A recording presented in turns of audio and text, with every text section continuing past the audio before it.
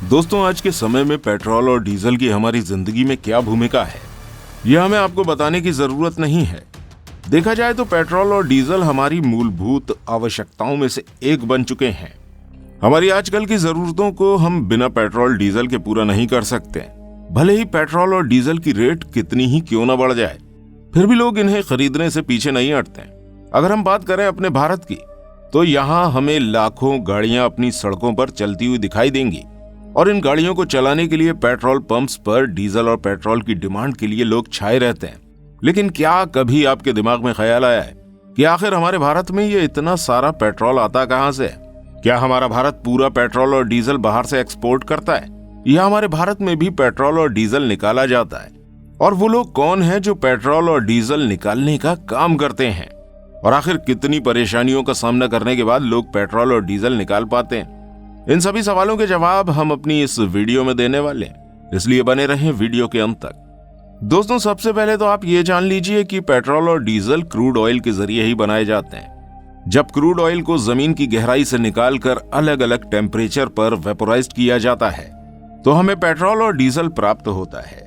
वैसे तो पूरी दुनिया में कई जगहों पर तेल निकाला जाता है, लेकिन पूरी दुनिया में सबसे ज्यादा तेल अरब के देशों से निकाला जाता है। लेकिन इसका मतलब ये नहीं है कि हमारे भारत में ये तेल मौजूद नहीं है।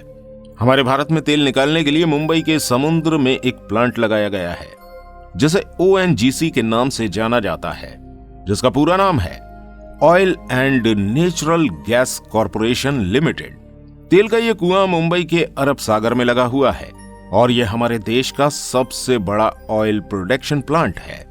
और ये प्लांट हमारे देश को 71% तेल देने का काम करता है।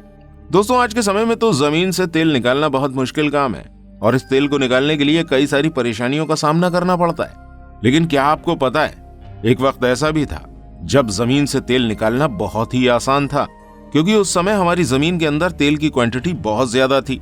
उस समय तेल इतना ज्यादा जमीन के अंदर हुआ करता था कि आप किसी भी जगह खुदाई करेंगे तो आपको तेल मिल जाएगा। तेल की इतनी क्वांटिटी की वजह से लोग इससे परेशान हो गए थे।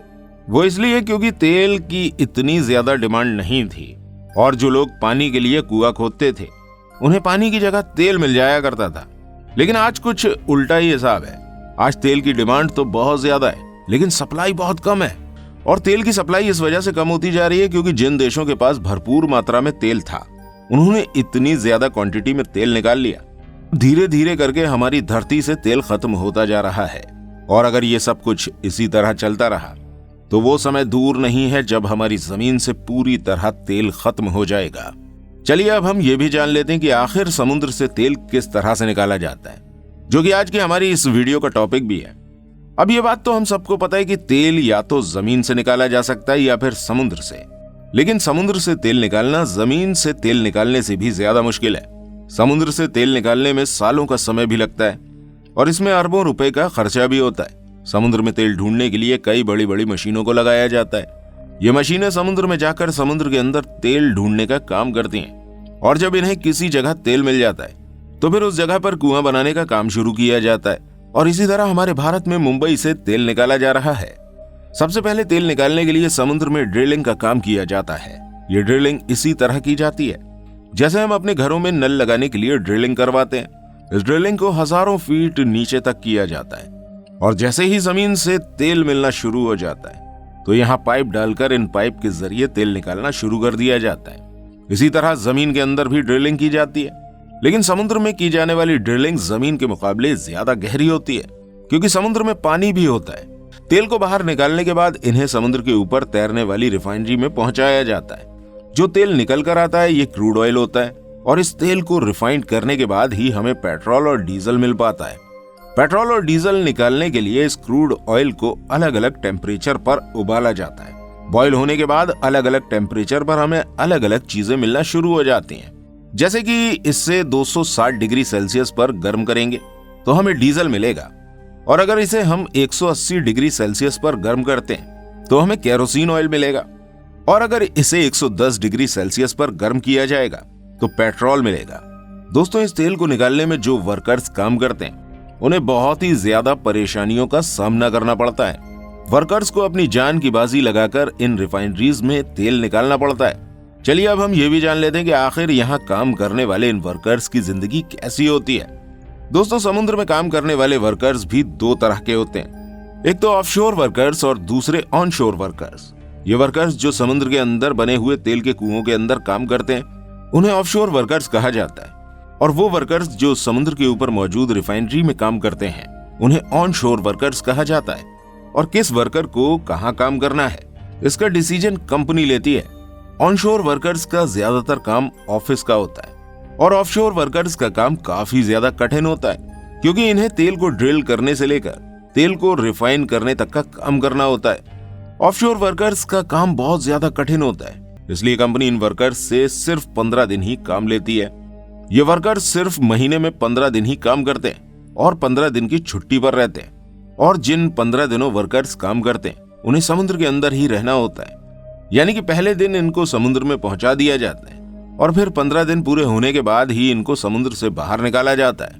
इन वर्कर्स के रहने के लिए समुद्र के अंदर एक बड़ा सा जहाज होता है, जिसे आप बिल्कुल एक हॉस्टल की तरह समझ लीजिए।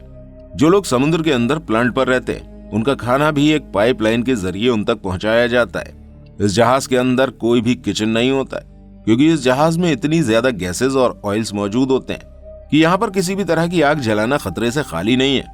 इसलिए यहाँ रहने वाले लोगों को खाने के लिए फ्रोजन फूड दिया जाता है, जो कि ऊपर से पाइपलाइन के जरिए वर्कर्स तक पहुंचा दिया जाता है। इस जगह पर किचन तो नहीं होता है, लेकिन वर्कर्स के टाइम पास करने के लिए सारी फैसिलिटीज मौजूद होती हैं। यहाँ टीवी, इंडोर गेम्स सभी कुछ लगाया जाता है। इसके अलावा जो लोग यहाँ पर काम कर रहे होते हैं, उन्हें अपने साथ मोबाइल ले जाने की भी परमिशन नहीं होती है, क्योंकि एक तो इंसान मोबाइल की वजह से डिस्ट्रैक्ट हो सकता है और अपने काम में गलती कर सकता है, और दूसरी वजह यह है कि यहाँ पर बहुत सारे काम सीक्रेटली भी किए जाते हैं। इसलिए यहाँ ना तो मोबाइल ले जाना अलाउ है और ना ही किसी भी तरह का कैमरा। यहाँ काम करने वाले वर्कर्स के लिए कंप्यूटर और लैपटॉप तो होता है, लेकिन इन कंप्यूटर और लैपटॉप में सिर्फ वही इंटरनेट मौजूद होता है जिसके जरिए वो कुछ काम की वेबसाइट ही खोल पाते हैं। यहाँ काम करने वाले वर्कर्स को अपनी जान की बाजी लगाकर यहाँ काम करना पड़ता है। यहाँ जिन वर्कर्स को काम करने के लिए भेजा जाता है, उन्हें काम के साथ साथ पानी में सर्वाइव करने की भी ट्रेनिंग दी जाती है, ताकि अगर कभी काम करते वक्त वो पानी में गिर जाते हैं तो मदद मिलने तक वो खुद को जिंदा रख पाएं। इसी तरह हमारे भारत में लगा हुआ ONGC प्लांट एक बार बहुत खतरनाक तूफान का सामना भी कर चुका है, और इस तूफान की वजह से यहाँ काम करने वाले कई सारे वर्कर्स की जान भी जा चुकी है। असल में जिस वक्त यहाँ पर तूफान आया था, तब यहाँ लगभग 800 वर्कर्स काम कर रहे थे और इस तूफान की स्पीड तकरीबन 200 किलोमीटर प्रति घंटा थी। इस तूफान की वजह से समुद्र में जो लहरें उठ रही थी, उनकी ऊंचाई भी बहुत ज्यादा थी। यहाँ काम करने वाले 800 वर्कर्स इस तूफान में फंस चुके थे। इसके बाद इन वर्कर्स को बचाने के लिए भारतीय नेवी को यहाँ भेजा गया। भारतीय नेवी ने अपनी जान को खतरे में डालकर सैकड़ों लोगों को यहाँ से निकाल तो लिया, लेकिन इन 800 लोगों में से तकरीबन 90 लोग मारे गए, जिसमें से 52 लोगों की लाशें तो समुद्र से मिल गईं, लेकिन बाकी के लोगों के बारे में आज तक किसी को कुछ पता नहीं चल पाया है। दोस्तों, अब आप समझ चुके होंगे कि समुद्र में से तेल निकालना कितना ज्यादा खतरनाक है और यहाँ काम करने वाले वर्कर्स को तेल निकालने के लिए क्या क्या करना पड़ता है। इस वीडियो में इतना ही। इस वीडियो को लाइक और शेयर जरूर कीजिएगा और ऐसी और इंटरेस्टिंग वीडियोस देखने के लिए हमारे चैनल को सब्सक्राइब करना बिल्कुल मत भूलिएगा। मिलते हैं आपसे अगली वीडियो के साथ। धन्यवाद।